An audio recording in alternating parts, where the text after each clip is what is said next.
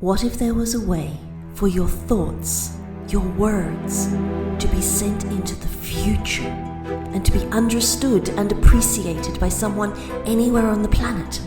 Would that not make us, in a way, immortal and give us the power to communicate across time and space? I'm Bella St. John. Join us as we venture together to explore the history of those words, the history of the novel in A Novel Idea. Well, welcome back to A Novel Idea, looking at the history of the novel. And in this episode, we're going to look at romance and sentiment. And before we get on to the obligatory Jane Austen, yes, I know, we're actually going to look at two foundational novels, Pamela and Clarissa. Professor, bring us up to speed. What are these novels? When did they appear? And why are they so foundational and special when it comes to romance and sentiment? Okay, these are in the middle of the 18th century, written by Samuel Richardson, who was in fact, he was not a writer initially, he was just a publisher. He had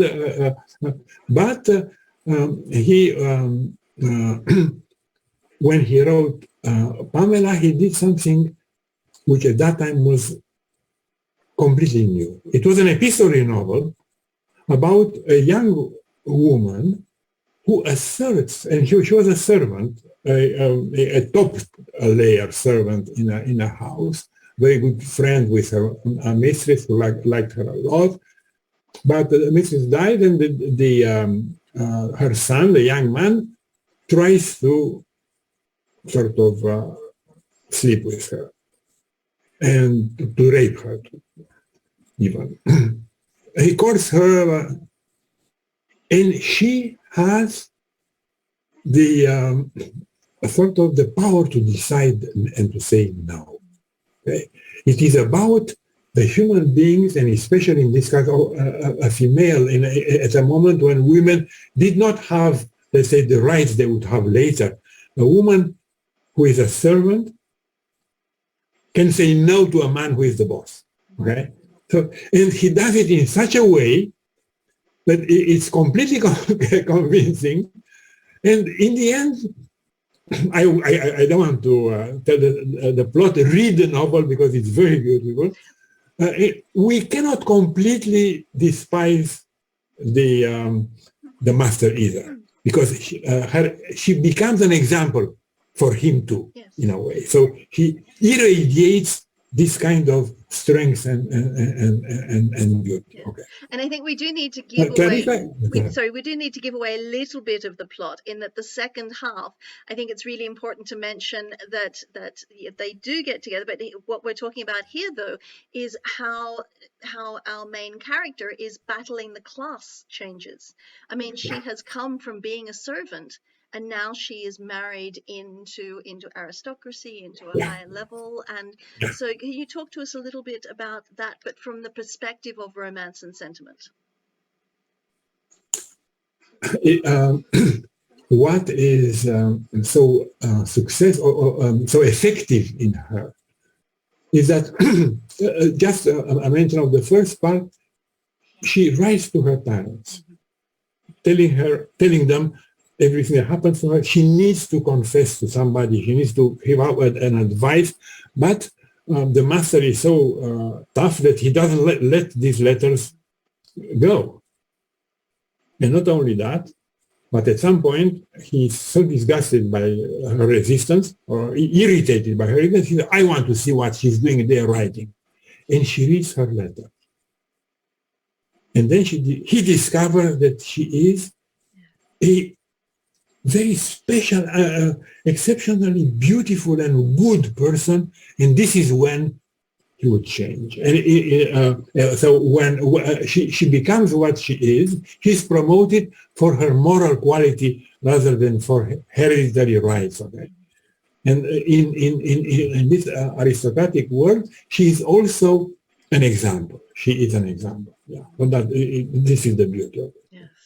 And it's interesting as well that the power of those words had the power to melt his heart. Yeah, which is how people are. I'm sorry to say, yeah, people are Yes, like that. yes. And so moving on then to the obligatory dear old dear Jane Austen. Yeah. So who had, and I'm sure a lot of people watching this know of Jane Austen's life, in that it wasn't necessarily a reflection of her books. Maybe her books were what she would like her life to have been. But can you talk to us about the importance of Austen from the point of view of romance and sentimental novels?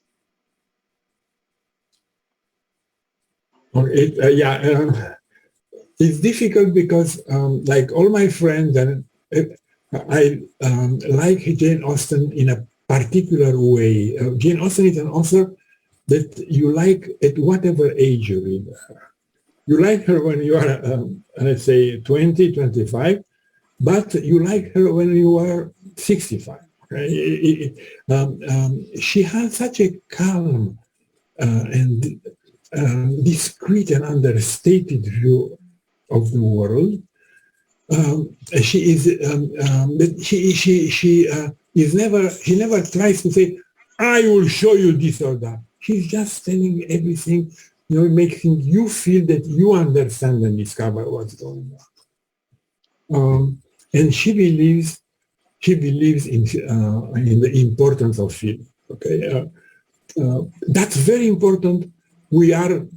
I don't know if you learn in school like everybody else that we are human beings. Definition rational beings. Okay? You believe human beings are rational beings for a while, and it's not false.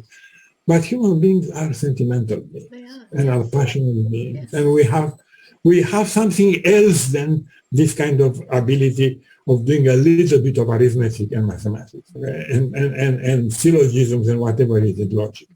We are not just logical beings. We are beings that operate by something that, how you call it, I don't know, but it's what people used to call it soul, but it's what produces feelings and involvement and passions and stuff. And she knows how to talk about this without being herself overly passionate and involved in her writing. This is amazing. Yes. Yeah.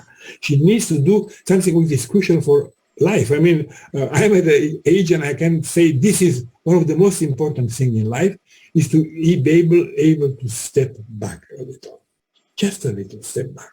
And her novels are an exercise in showing things and at the same time stepping back. And in the growth and develop, well, I don't know that growth is the right word, but in the development, in the life of the novel, from its inception to where it is now to wherever it is going, what's the importance of I keep calling her novel, of Jane Austen and other romantic novels of her ilk? Yeah.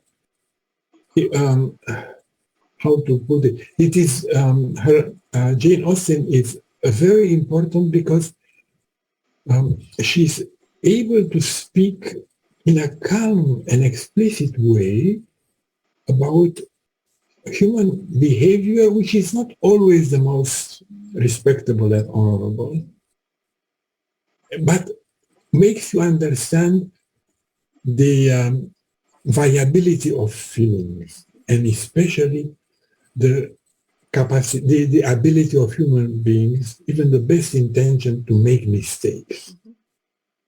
It's a reflect the women's novels in the British women novels of the 19th century, up to let's say the first half at least, and even later, even George Eliot is about the same thing. Why do we make mistakes? And especially mistakes in these alliances for life, which are marriage, which are the marriages. And they were very important, but this works all equally well in friendships, in other kinds of alliances. And people may, and it's one of the most important things in human life. The mistakes you make when you make an alliance. And it's done in such a discreet and protective and polite way that it is possible to repair. It's possible to repair this mistake. And why do you think, if we reflect upon our last episode where we were talking about Sir Walter Scott and his huge volume of novels, he at his time was the most well-known author in the world, writing similar types of subject matter, albeit from a different style. Why do you feel he has gone into the void of nothingness for as far as popular culture is concerned? Well, most people have not heard of him, but yet Jane Austen, Thomas Hardy, George Eliot are still just really, really well-known names. Very, very good question. Oh, that's a very good question. I would just say